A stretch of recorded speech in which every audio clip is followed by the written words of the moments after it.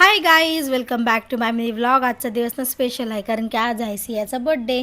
तर मग सियाना आता 2 वर्षाची झाली. आम्ही बाहेर गेलो होतो थोडंसं सामान आणायला. बघा इथं बसमध्ये कशी नाटकं चालू आहेत. तिला खुर्ची वगैरे घेतली आईंनी.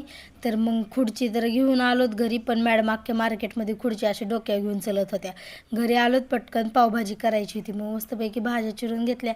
एवढं प्रेम फक्त ना तिला कॅडबरी द्यायची असेल तरच येतं. ती गेली, मग मी पण मस्तपैकी म्हणलं आता चला भाजी करून घ्यावी. ती शिजाय वगैरे टाकून घेतलं, तोपर्यंत बाकीचं काम आवरलं.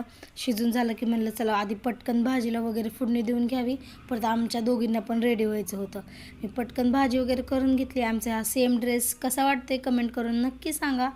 आणि मग काय भाजी वगैरे करून झाली, मी पण तिला रेडी करून दिलं. ह्या बघा इथं मॅडम रेडी होऊन अशा बॉल खेळतात. ते बड्डे तर बाजूलाच राहिला, हिचं खेळणंच सुरू आहे. कशी तरी बसवली आणि ओवाळायला घेतलं. सगळ्यांनी ओवाळून घेतलं. इतकी शांत बसली ना, तिला टिक्का वगैरे लावायला खूप आवडतो. आणि केक मॅडमला तर इतका आवडतं की काय सांगायलाच नको. मग पटकन केक वगैरे कट करून घेतला, कारण की खायचीच खूप घाई होती तिला.